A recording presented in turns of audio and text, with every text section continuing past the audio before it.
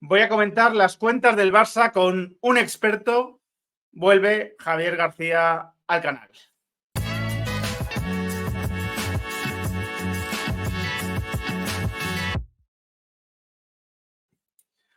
Bueno, algunos recordaréis la otra vez que estuvo Javier García en el canal por un magnífico artículo en Sintetia, donde él analizaba el clásico de las finanzas, bueno, comentando las cuentas anteriores de Barça y Real Madrid.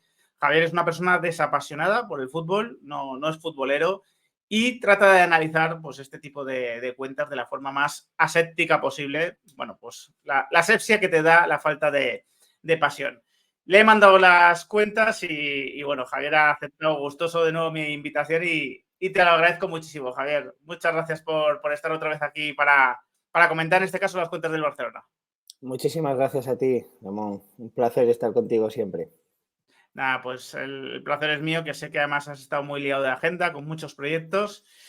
Y bueno, yo hice un primer análisis muy superficial de las cuentas, donde llegaba a la conclusión de que el Barcelona sin palancas habría perdido mucho dinero, ¿no? Teniendo en cuenta sus ingresos y gastos ordinarios. Me gustaría que nos hicieses tú una primera valoración de qué partidas te llaman más la atención y después iremos a qué consecuencias pueden tener estas cuentas para el futuro del Barcelona. Bueno, la verdad que las cuentas, hay un matiz que todavía no tenemos las cuentas consolidadas, es decir, cuando se consolidan todos los negocios en un único sitio para poder hacer una comparativa, que es lo que me hubiese gustado poder enseñarte hoy. Cuando hicimos el artículo de Sintetia, pues había una comparativa que se puede comparar todo de una forma más o menos igual. Pero no obstante, tenemos las del Barcelona, que son las cuentas fundamentales, ¿no? Son las que explican más del 90% de todo lo que ocurre en el club. Por lo tanto, digamos que la foto de las cuentas que tenemos pues es una foto bastante precisa de lo que está pasando, ¿no? Bueno, como bien dices, yo soy financiero, o sea, si yo estoy analizando el club como si fuera una empresa más, como si fuera una compañía pues que realmente genera ingresos, tiene gastos, tiene inversiones, tiene que recuperar esas inversiones, las tiene que rentabilizar, tiene que pagar deuda, tiene que gestionarse, ¿no? Entonces, hay varias cosas en esas cuentas que llaman mucho la atención. Es decir, sí que es cierto que este año el Barcelona, supongo que ya con, con la recuperación ya del COVID y de que haya la posibilidad de que empiece a haber nuevos ingresos, mejora en en la capacidad de generar ingresos. Eso que sí que es cierto, y supera los 700 millones, lo cual vuelve a unos niveles de pre-pandemia en el 20, aunque no todavía en su máximo de los últimos años. Pero llama mucho la atención cómo el negocio en sí mismo sigue siendo muy deficitario. Es decir, si tú piensas que cada 100 euros que el Barcelona ingresa, paga casi 86 euros a su personal, ¿no? Personal deportivo y no deportivo, eso se lo come prácticamente todo, pensando en que tienes una compañía en la que luego hay otros gastos que ejecutar, ¿no? Piensa que Claro. después de pagar al personal, y que te haya comido casi el 86% de todo lo que tú generas, hay 248 millones de euros que hay que pagar en otros gastos, alquileres, no sé qué, o sea, todo tipo de gastos y de ejecución. ¿Qué pasa? Que contablemente tú te encuentras en Barcelona en el que ha dado casi más de 52 millones de euros después de impuestos, o lo que hay gente que también suele considerar que son los 72,4 millones de euros antes de impuestos o antes de pagar en los impuestos.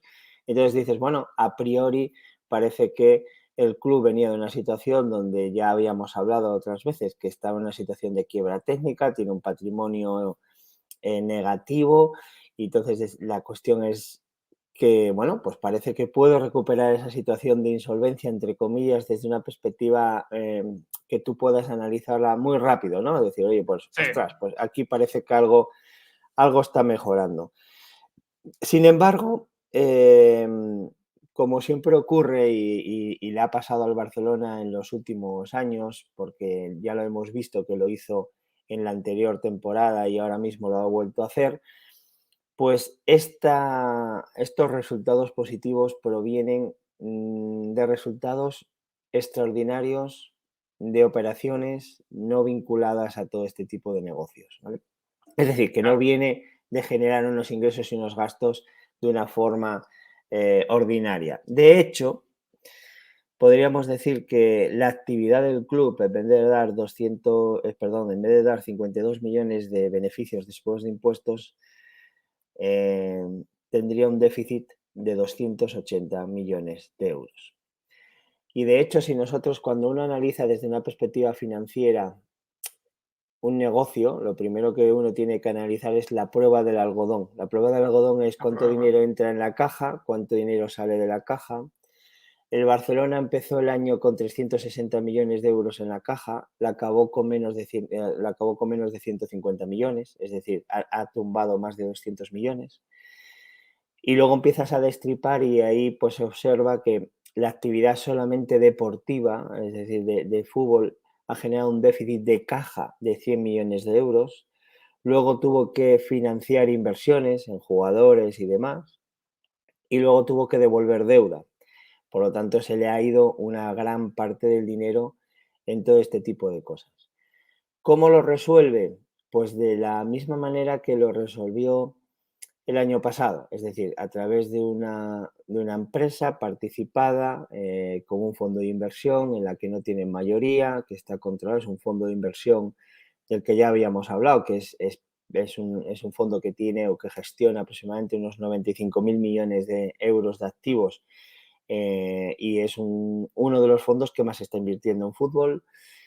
En ese fondo, pues, ha adquirido los derechos o parte importante de los derechos de la liga, los ha vendido en un primera atacada el año pasado, este año ha metido otra atacada, la consecuencia es que en 2 años ha generado esta operación, junto con otras pequeñitas que están por ahí, ha generado más de 600 millones de resultados Claro, extraordinarios.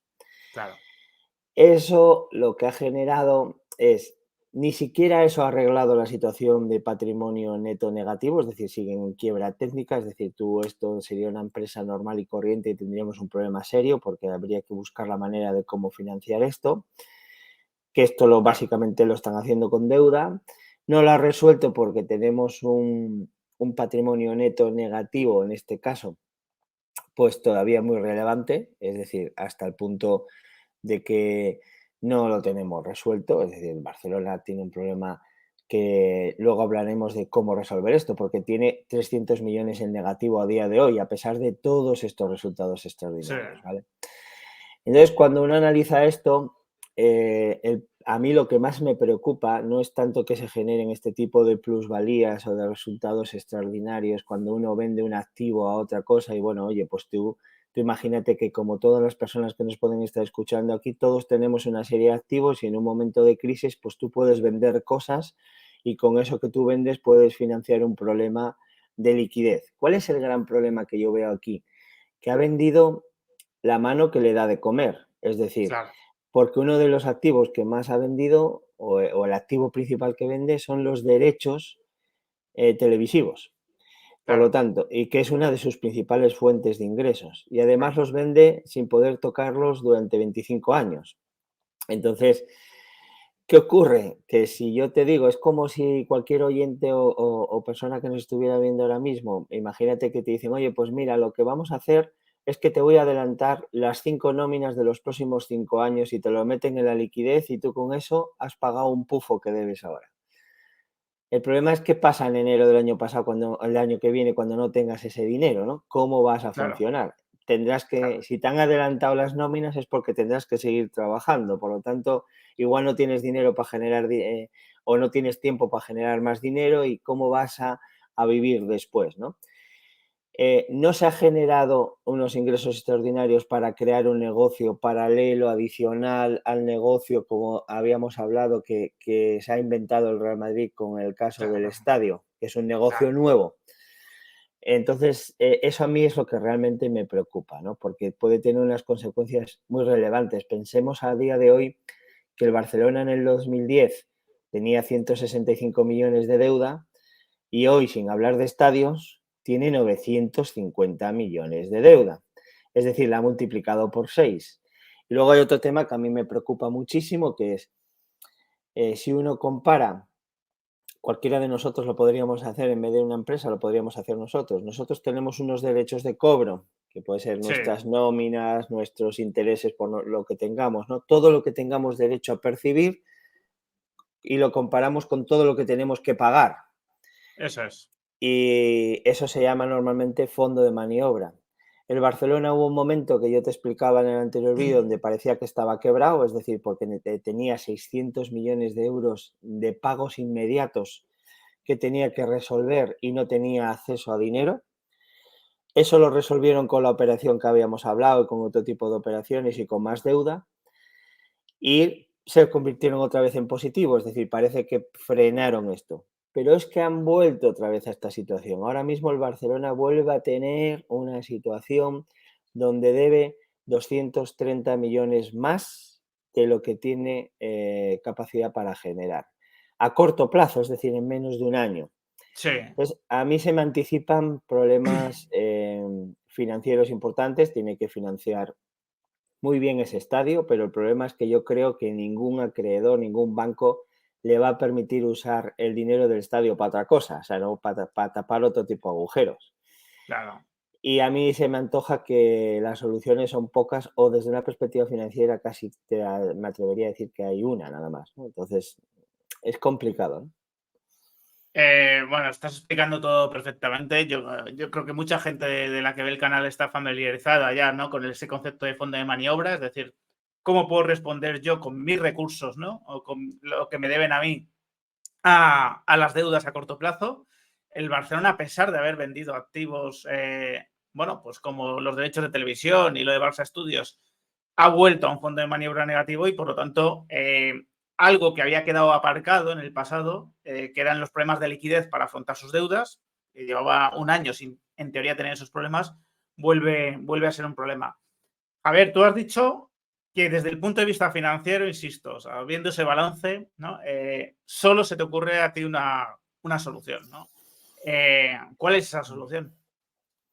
Bueno, y yo creo que esto cualquier financiero lo vería porque, o sea, muchos financieros nos enfrentamos muchas veces a situaciones con empresas, como digo yo, en la UBI. Es decir, tú tienes un paciente que de momento estamos parcheándolo, vendiendo activos que son valiosos. eh, y yo no sé qué margen de maniobra tienen para seguir vendiendo cosas. Yo entiendo que antes de vender algo que es muy valioso, pues hubiesen vendido otros activos que no fueran tan importantes y podrías tú recuperarlo. O sea, de hecho, esto es muy habitual cuando tú te encuentras una empresa en el IBEX o te empresas con una empresa que de repente tiene un problema de liquidez. Lo primero que vas buscando son activos que se llaman ociosos o activos que no tengan mucho valor. Claro, Haces caja, tratas de vender y tratas de proteger lo que es tu mayor valor. Es decir, entonces cuando tú ya estás empezando a tocar hueso, como digo yo, es decir, ya hay que tener, ya pasa algo, ¿no?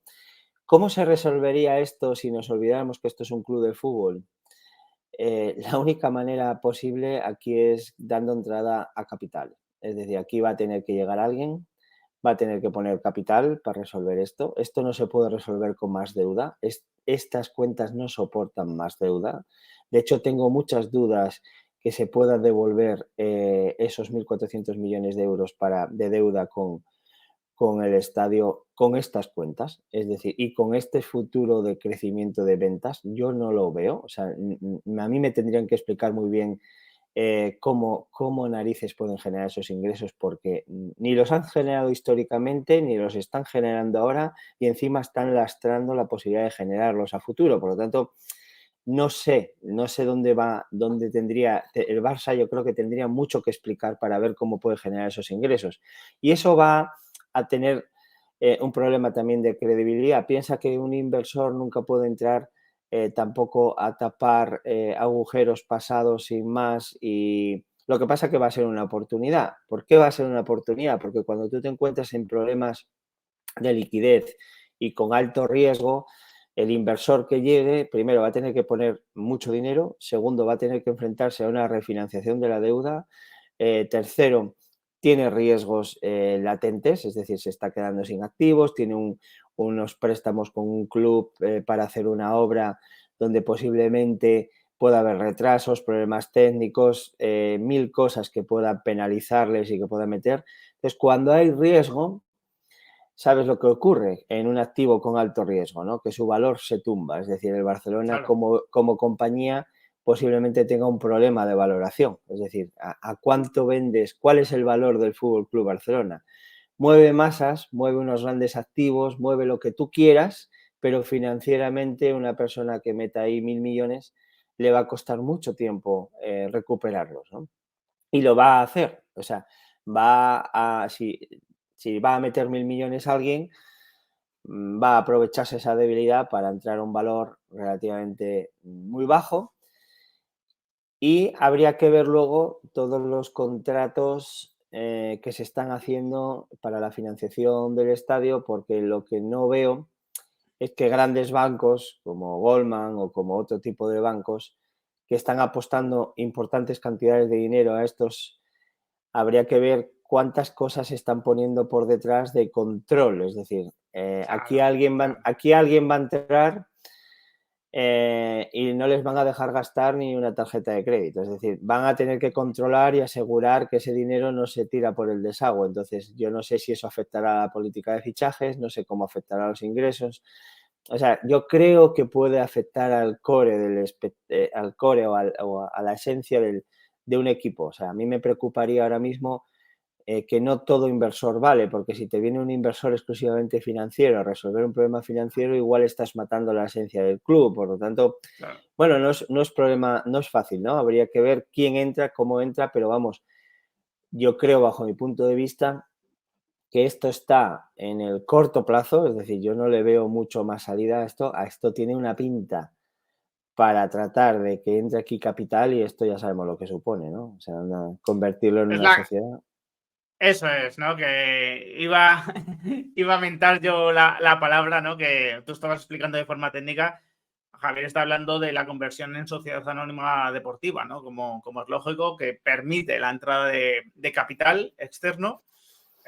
Bueno, básicamente, la entrada del capital del propietario, del nuevo propietario, del nuevo accionista mayoritario, y que lógicamente cambiaría muchísimas cosas en el Barcelona, porque ese propietario, como dice Javier, puede tener un interés deportivo en que al Barcelona le vaya bien, puede pensar que además yéndole bien deportivamente al Barcelona retornará antes su dinero, pero evidentemente la primera finalidad que hace un accionista es tratar de tener retorno económico. Es la primera finalidad y estaría entrando en un Barcelona con, digamos, poco poder de negociación, ¿no?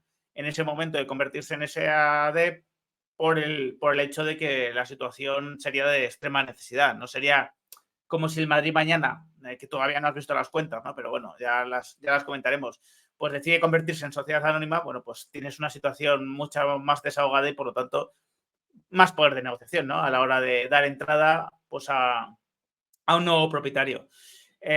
Pues oye, Javier, yo creo que ha sido clarísimo, quirúrgico, te lo agradezco muchísimo Sí, porque bueno, yo quería apuntarte, Ramón, sobre una cosa. No solamente se trata de poder de negociación, que es cierto, es decir, cuanto menos dinero necesites, mejor negocias, es decir, más libre claro, eres, más capacidad tienes, claro, sino también eh, la valoración financiera de una empresa es determinante, pues su nivel de deuda, su capacidad de generar caja, es decir, su supervivencia. Es decir, entonces, si tú tienes un club o a igualdad de dos clubes donde tienes uno que primero tiene una tesorería con una capacidad brutal, ha pasado toda su deuda a largo plazo, ha generado nuevos negocios frente a uno que no tiene tesorería, ha vendido sus activos críticos y tal, el problema es que tu prima de riesgo, tu riesgo como compañía